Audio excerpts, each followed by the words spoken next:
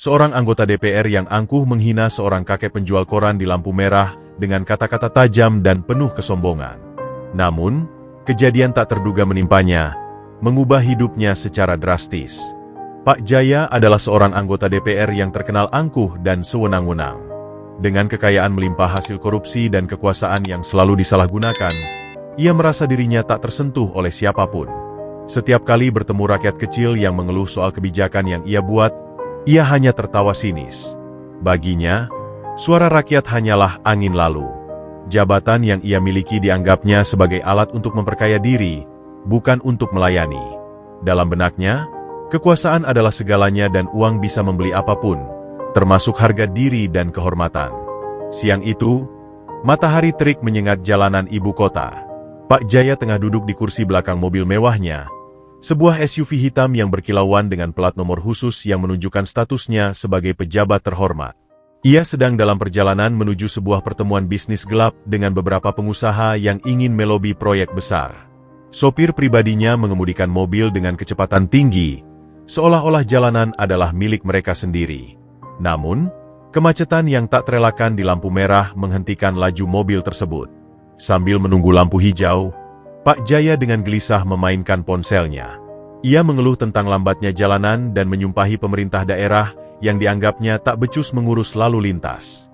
Tak jauh dari mobilnya, seorang kakek tua dengan pakaian lusuh tampak berjalan terseok-seok mendekati mobil sambil membawa tumpukan koran yang nyaris usang.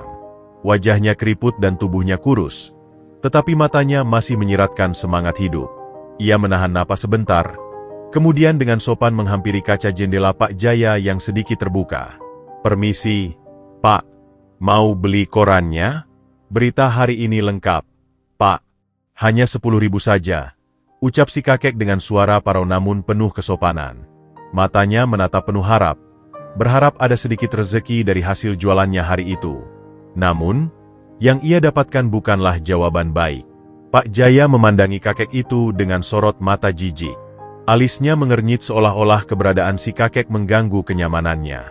"Hei, tua bangka, jangan mengotori mobilku dengan tangan kotormu.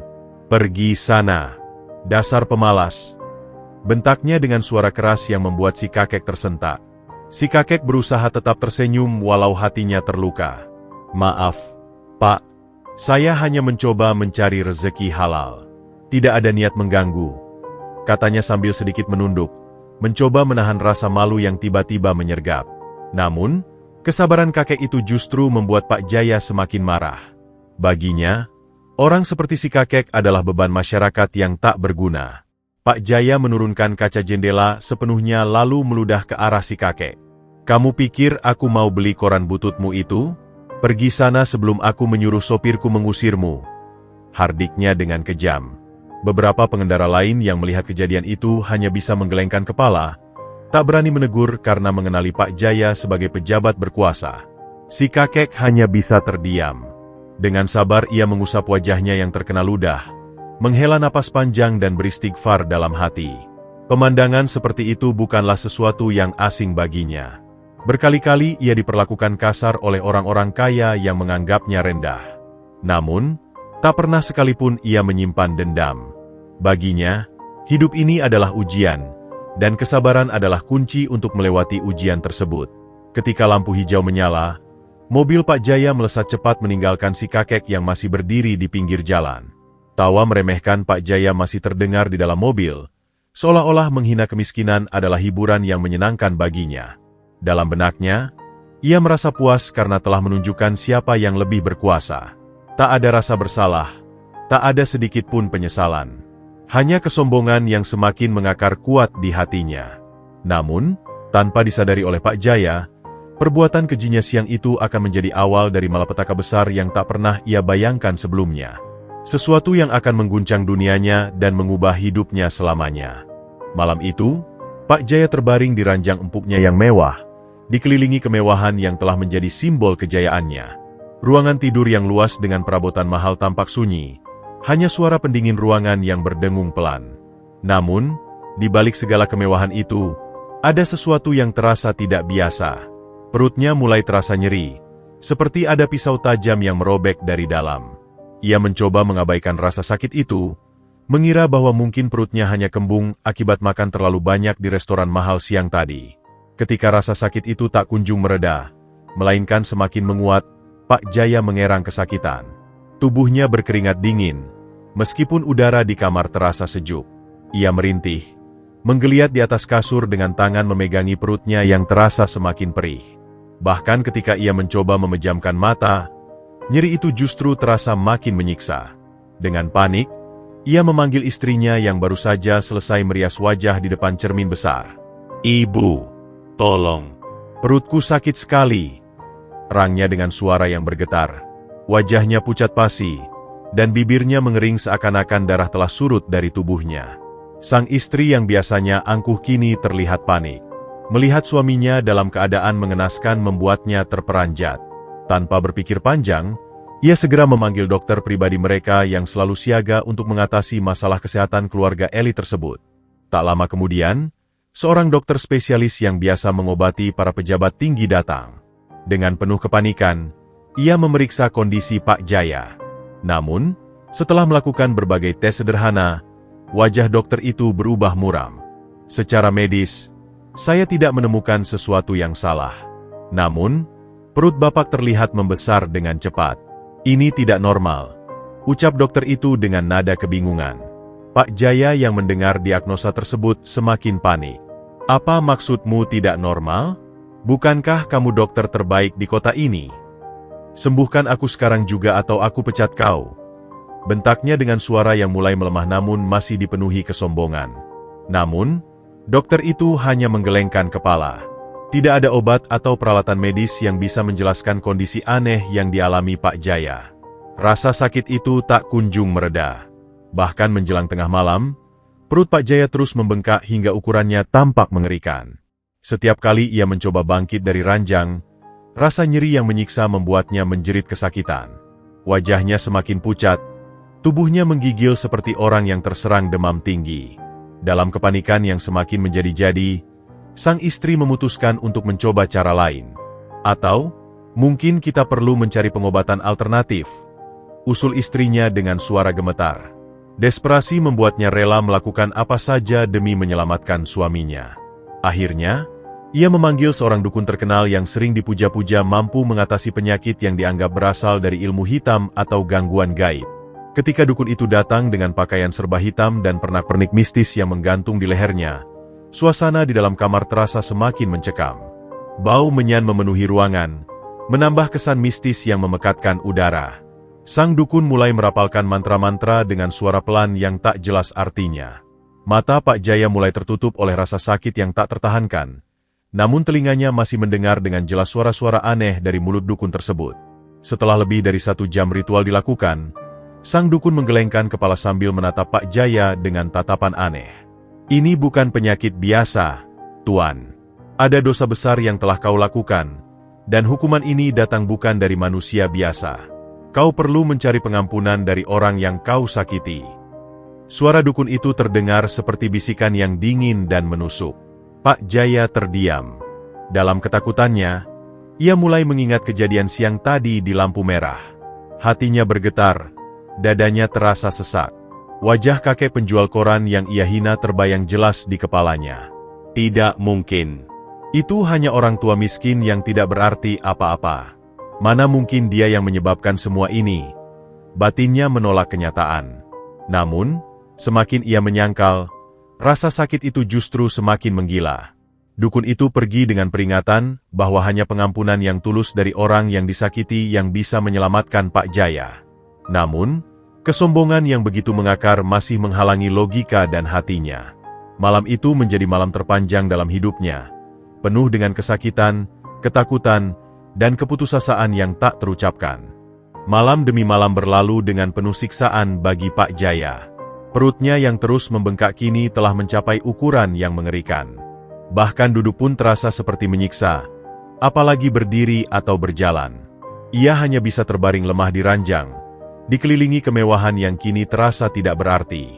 Tubuhnya yang dulu gagah kini hanya tampak seperti manusia rapuh yang sedang menunggu ajal menjemput.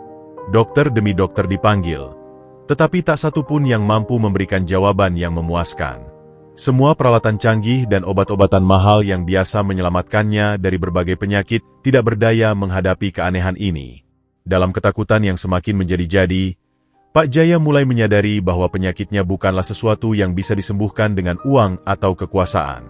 Kesombongan yang dulu menjadi kekuatannya, kini justru menjadi kutukan yang mengurungnya dalam penderitaan. Pak Jaya mencoba merenung di tengah kesakitan yang melanda.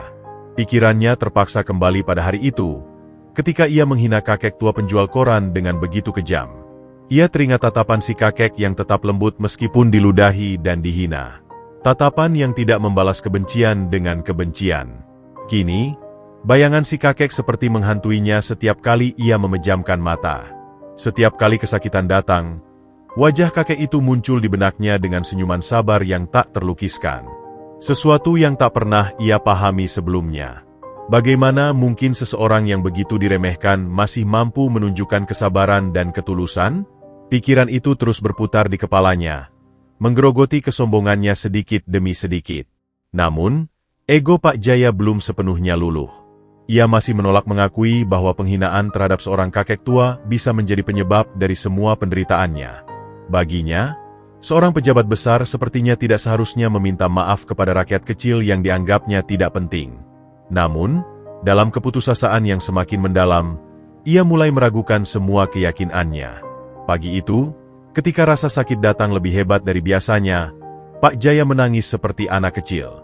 Air matanya mengalir deras, bercampur dengan peluh yang membasahi tubuhnya. Istrinya hanya bisa menatapnya dengan putus asa. Tidak ada lagi yang bisa dilakukan selain menunggu keajaiban datang. Keangkuhan yang dulu menjadi pelindung dirinya kini runtuh, digantikan oleh ketakutan yang semakin hari semakin nyata. Suatu malam, ketika rasa sakitnya sedikit mereda, Pak Jaya meminta keluarganya untuk meninggalkan kamar. Ia ingin menyendiri dan merenungi apa yang sebenarnya terjadi. Dalam keheningan malam, ia mulai mengingat setiap kesalahan yang pernah ia lakukan selama hidupnya. Berbagai tindakan korupsi, penyalahgunaan kekuasaan, dan perlakuan buruk terhadap rakyat kecil. Namun, satu kejadian tetap mendominasi pikirannya, saat ia menghina dan meludahi kakek penjual koran yang tidak bersalah. Hatinya mulai berbisik bahwa mungkin ini adalah hukuman dari perbuatannya. Mungkin kesombongannya telah membuatnya buta terhadap kenyataan bahwa semua manusia sama di mata Tuhan. Entah bagaimana, ia mulai merasa bahwa permohonan maaf kepada si kakek adalah satu-satunya jalan untuk mengakhiri penderitaannya. Namun, ada ketakutan besar yang menghantui pikirannya. Bagaimana jika si kakek sudah terlalu terluka dan menolak memberikan maaf? Dalam kelemahan dan ketakutannya, Pak Jaya mulai berdoa. Sebuah tindakan yang mungkin tak pernah ia lakukan dengan sepenuh hati selama ini. Doanya penuh dengan air mata dan penyesalan. Untuk pertama kalinya dalam hidupnya, ia merendahkan diri dan memohon kepada Tuhan agar diberikan kesempatan untuk memperbaiki kesalahan. Sambil menahan rasa sakit yang menggerogoti tubuhnya, ia bersumpah bahwa jika ia sembuh, ia akan mencari kakek penjual koran itu dan meminta maaf dengan tulus. Malam itu, Pak Jaya menyadari bahwa hanya dengan mengakui kesalahannya ia bisa menemukan kedamaian. Dan keesokan harinya, meskipun tubuhnya masih terasa sakit, ada kekuatan baru yang muncul dari dalam hatinya. Ia memanggil istrinya dan berkata dengan suara lirih namun penuh tekad, "Cari kakek itu. Bagaimanapun caranya, temukan dia. Aku harus meminta maaf." Permintaan Pak Jaya untuk mencari si kakek penjual koran bukanlah tugas yang mudah. Dengan tubuh yang masih menderita akibat penyakit misterius itu, ia hanya bisa terbaring lemah di tempat tidur, mengandalkan istrinya dan beberapa ajudannya untuk mencari keberadaan si kakek. Dengan wajah yang penuh kecemasan, sang istri mengerahkan segala cara untuk memenuhi permintaan suaminya.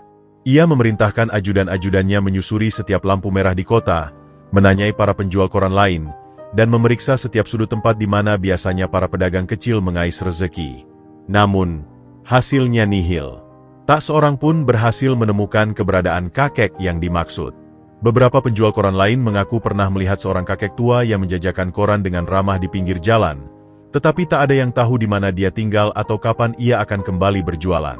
Pencarian itu berlangsung selama beberapa hari tanpa hasil. Pak Jaya semakin putus asa. Tubuhnya makin melemah dan perutnya terus membesar, hingga menimbulkan rasa sakit yang nyaris tak tertahankan. Namun, meski penderitaan terus menghantui, Ada sesuatu yang mulai berubah dalam diri Pak Jaya. Kesombongan yang dulu menguasai hatinya kini mulai terkikis oleh penyesalan yang mendalam. Setiap kali ia mengingat wajah si kakek, ia merasa dadanya sesak oleh rasa bersalah. Tangisannya bukan lagi karena sakit yang diderita tubuhnya, melainkan karena luka batin yang terus menganga. Kini, satu-satunya harapan yang ia miliki adalah menemukan kakek itu dan memohon maaf dengan sepenuh hati. Suatu pagi yang suram, ketika ia terbaring lemah dengan pandangan yang mulai kabur, salah satu ajudannya datang dengan napas terengah-engah. "Pak, kami menemukan seseorang yang tahu tentang kakek penjual koran itu. Dia sering berjualan di kawasan dekat Masjid Agung setiap siang," lapornya dengan nada penuh semangat. Wajah Pak Jaya yang pucat menunjukkan secercah harapan. Dengan suara lirih, ia meminta agar segera dibawa ke tempat itu, meskipun tubuhnya nyaris tak mampu bergerak. Dokter-dokter yang menanganinya mencoba mencegahnya, mengatakan bahwa kondisinya terlalu kritis untuk bepergian. Namun, Pak Jaya sudah bulat tekad. Baginya, lebih baik mati dalam upaya mencari pengampunan daripada terus terbaring dalam dosa yang menghancurkan dirinya. Dengan kursi roda dan bantuan beberapa orang, Pak Jaya akhirnya dibawa menuju Masjid Agung. Perjalanan itu terasa menyiksa, tetapi hatinya terisi oleh keinginan kuat untuk menebus kesalahan. Di sepanjang jalan, tubuhnya menggigil.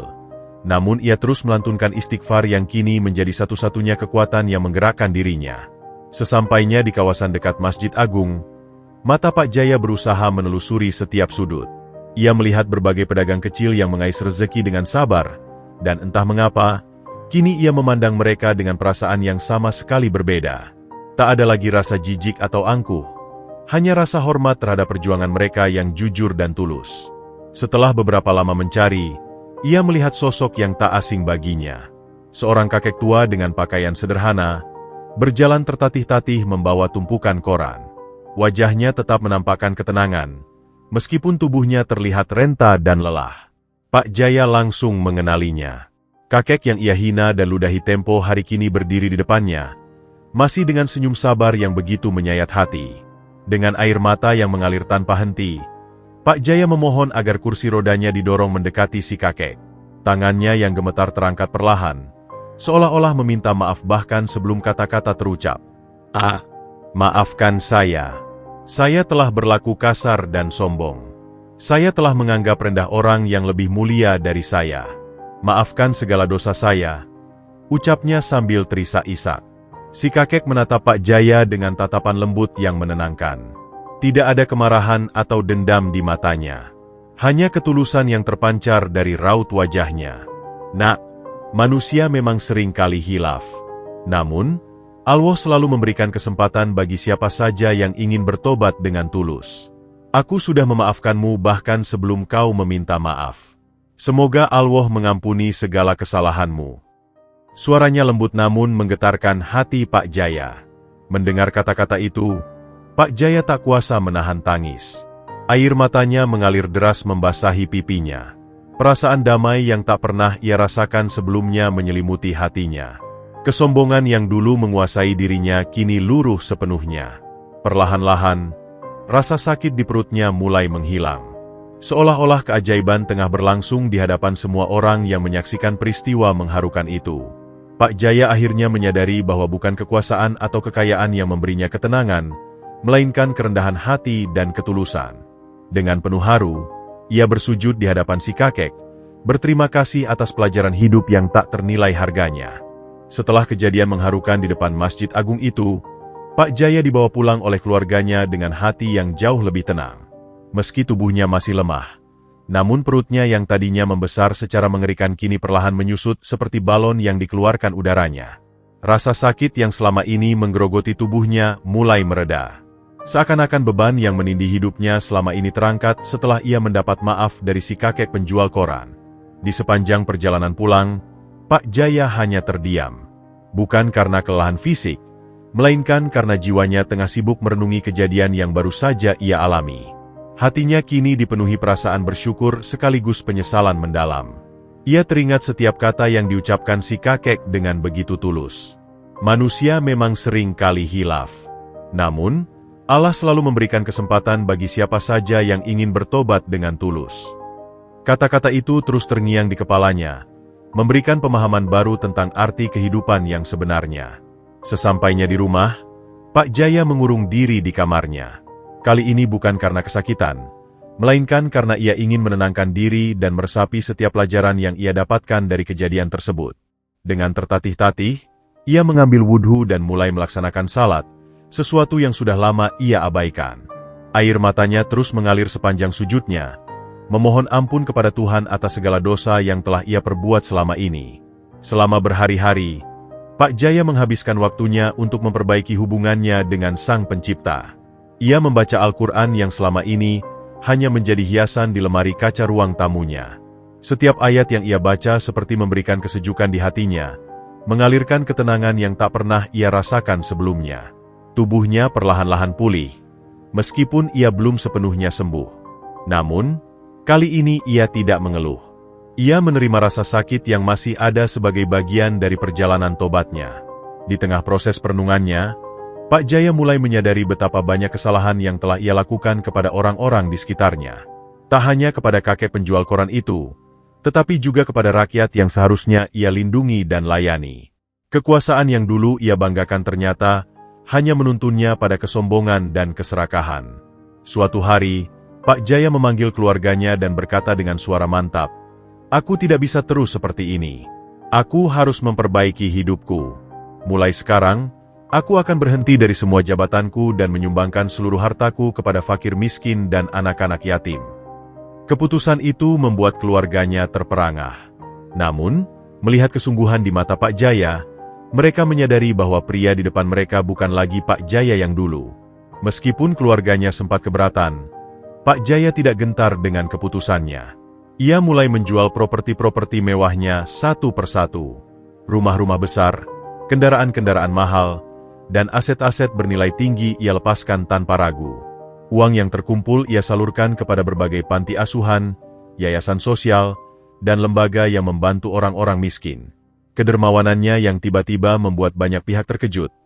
Bahkan beberapa media memberitakannya sebagai sebuah keanehan. Namun, Pak Jaya tidak peduli dengan apa yang dipikirkan orang lain. Langkah selanjutnya yang ia ambil adalah mengundurkan diri dari jabatannya sebagai anggota DPR. Keputusan ini menggemparkan dunia politik. Banyak kolega dan pejabat lainnya yang menentangnya, menganggapnya gila karena meninggalkan kekuasaan dan harta yang selama ini menjadi tujuan hidup mereka. Namun, Pak Jaya tetap teguh pada pendiriannya. Ia menyadari bahwa kekuasaan bukanlah sesuatu yang seharusnya membuat seseorang merasa lebih tinggi dari yang lain.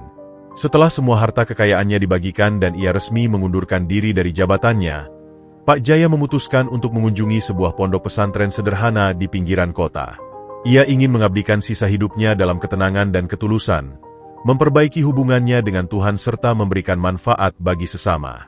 Ketika ia tiba di pesantren itu, kejutannya semakin bertambah. Pondok pesantren tersebut ternyata diasuh oleh kakek penjual koran yang ia hina dulu. Kakek yang bernama Ustaz Abdullah itu menyambutnya dengan senyum tulus. Sama seperti ketika pertama kali mereka bertemu.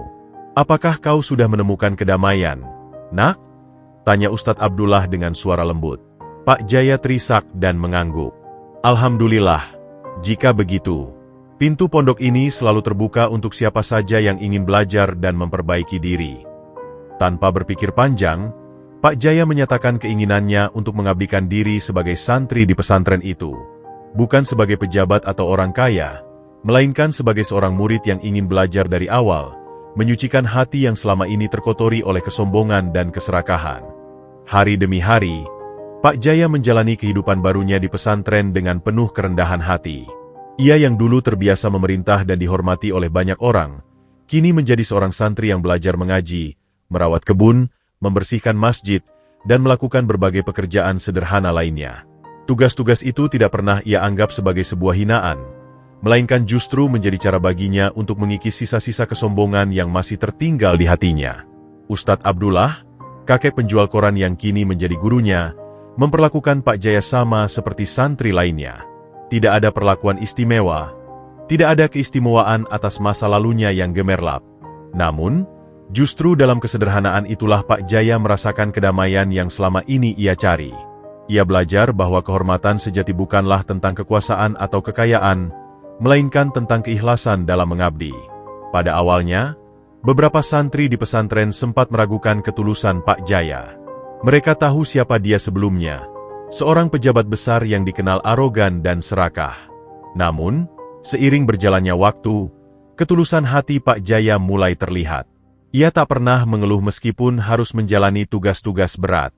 Bahkan, ia seringkali menjadi orang pertama yang bangun di pagi hari dan memastikan semua pekerjaan selesai dengan baik. Ustadz Abdullah selalu mengajarkan bahwa hidup adalah tentang memberi manfaat bagi sesama. Ilmu yang bermanfaat bukanlah ilmu yang hanya disimpan di kepala, tapi yang mampu mengubah hati dan perilaku menjadi lebih baik. Ucapnya suatu hari ketika memberikan ceramah di hadapan para santri. Kata-kata itu semakin menancap kuat di hati Pak Jaya. Ia mulai memahami bahwa selama ini hidupnya hanya diisi dengan kesenangan duniawi yang semu. Meski sudah hidup di pesantren, Pak Jaya tidak lari dari masa lalunya. Ia menyadari bahwa perbuatannya sebagai pejabat korup telah menyakiti banyak orang. Dengan bantuan Ustadz Abdullah, ia mulai menyusun rencana untuk menebus kesalahan-kesalahan tersebut. Ia menuliskan surat permintaan maaf kepada berbagai pihak yang pernah ia rugikan. Beberapa di antaranya membalas dengan kemarahan, namun tak sedikit pula yang memberikan maaf dan mendoakannya. Selain itu, Pak Jaya mulai mengadakan kajian-kajian kecil di pesantren untuk membimbing para santri dalam memahami tantangan hidup di dunia modern. Ia menceritakan pengalamannya dengan jujur, tanpa menutupi keburukan yang pernah ia lakukan. Melalui kisah hidupnya, ia berharap para santri dapat mengambil pelajaran dan tidak mengulangi kesalahan yang sama. Semakin lama ia berada di pesantren, semakin ia merasakan kedekatan dengan Sang Pencipta. Ibadah yang dulu terasa berat kini menjadi sumber ketenangan bagi jiwanya. Pak Jaya juga belajar bahwa setiap langkah kecil dalam kebaikan adalah jalan menuju pengampunan. Ia menghabiskan waktunya dengan bersujud dan berdoa, mengharapkan ridha dari Allah atas segala dosa yang pernah ia lakukan. Ustadz Abdullah tidak pernah lelah memberikan bimbingan kepada Pak Jaya. Jangan pernah merasa bahwa tobatmu sia-sia. Allah Maha Pengampun. Yang terpenting adalah bagaimana kita memperbaiki diri dan terus memberikan manfaat bagi sesama. Jangan pernah berhenti berbuat baik, meskipun dunia mencemoohmu, ucap Ustaz Abdullah pada suatu malam ketika mereka berbincang setelah salat Isya. Kata-kata itu menguatkan hati Pak Jaya. Ia menyadari bahwa perjalanan tobatnya belum berakhir. Masih banyak yang harus ia lakukan untuk menghapus jejak kelam masa lalunya. Namun, kali ini ia tidak lagi merasa terbebani. Ia justru merasa diberkahi dengan kesempatan untuk menebus kesalahan dan memperbaiki diri. Keikhlasan yang kini mengalir dalam hatinya mengubah segalanya. Pak Jaya yang dulu sombong dan angkuh telah menjelma menjadi seseorang yang rendah hati dan penuh kasih. Kehidupannya di pesantren bukanlah pelarian dari dunia, melainkan jalan untuk menemukan kedamaian yang sesungguhnya. Dan dalam perjalanan ini, ia bertekad untuk terus mengabdi kepada Tuhan dan sesama, tanpa mengharapkan imbalan apapun selain keridhaannya. Tahun demi tahun berlalu. Pak Jaya kini dikenal sebagai sosok yang sangat berbeda dari dirinya yang dulu. Kehidupan di pesantren telah mengubahnya menjadi pribadi yang rendah hati, sabar, dan penuh kasih kepada sesama. Seluruh waktunya ia habiskan dengan belajar, mengabdi, dan menebar kebaikan. Ia tak lagi memikirkan dunia yang gemerlap, tak ada lagi keinginan untuk mencari harta atau kekuasaan. Yang ada hanyalah ketulusan dalam setiap langkahnya. Di bawah bimbingan Ustadz Abdullah, Pak Jaya juga mulai dipercaya mengajar para santri yang lebih muda. Ia tak hanya mengajarkan ilmu agama, tetapi juga memberikan wawasan tentang kehidupan, tentang pentingnya menjaga amanah dan menghindari kesombongan. Pengalamannya di masa lalu menjadi pelajaran yang tak ternilai bagi para santri. Mereka menyimak setiap perkataan Pak Jaya dengan penuh perhatian, karena mereka tahu bahwa yang mengajarkan bukanlah sekadar teori, melainkan pengalaman nyata dari seseorang yang telah menempuh jalan kelam dan kembali kepada cahaya. Pak Jaya juga aktif dalam berbagai kegiatan sosial yang diselenggarakan oleh pesantren. Ia ikut terlibat dalam program-program pemberdayaan masyarakat, membantu menggalang dana untuk panti asuhan, serta memberikan pelatihan keterampilan kepada pemuda-pemuda desa agar mereka dapat mandiri.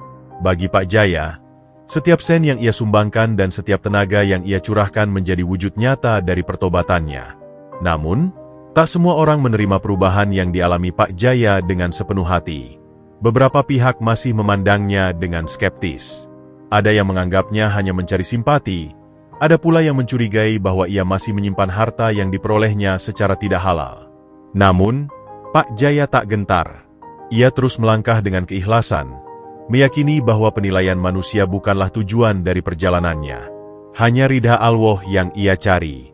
Suatu sore, setelah selesai mengajar di kelasnya, Pak Jaya duduk bersama Ustadz Abdullah di bawah pohon besar di halaman pesantren. Angin sore yang sejuk mengusap wajah mereka, sementara suara para santri yang mengaji bergema lembut dari kejauhan. Nak Jaya, kau sudah melalui perjalanan panjang dalam menemukan jalan yang benar. Namun ingatlah, jangan pernah merasa bahwa perjuanganmu telah selesai. Hati ini perlu terus dibersihkan. Setiap hari adalah kesempatan baru untuk menjadi lebih baik, ucap Ustadz Abdullah dengan suara lembut namun penuh makna. Pak Jaya mengangguk perlahan. Benar, Ustadz. Saya sadar bahwa perjalanan ini tidak akan pernah benar-benar selesai. Namun, saya bersyukur bahwa Allah telah memberi saya kesempatan untuk memperbaiki diri. Kesalahan di masa lalu akan selalu menjadi pengingat bagi saya untuk terus berjalan di jalannya. Ustadz Abdullah tersenyum penuh kebijaksanaan. Dan ketahuilah, nak, bahwa Allah telah menerima tobatmu. Bukan hanya karena kau telah meninggalkan kesalahanmu, tetapi karena kau terus berusaha menjadi pribadi yang lebih baik dan memberikan manfaat bagi sesama. Itulah yang membuat tobatmu diterima. Hari-hari Pak Jaya di pesantren terus berlanjut dalam kedamaian. Tubuhnya yang dulu lemah kini telah pulih sepenuhnya, meski garis-garis tua mulai terlihat di wajahnya. Namun, baginya itu bukanlah sebuah masalah. Yang terpenting, hatinya kini bersih dari noda kesombongan dan keserakahan. Pak Jaya telah menemukan kedamaian sejati dalam pengabdiannya kepada Tuhan dan sesama. Sebuah perjalanan panjang yang membawanya dari kegelapan menuju cahaya.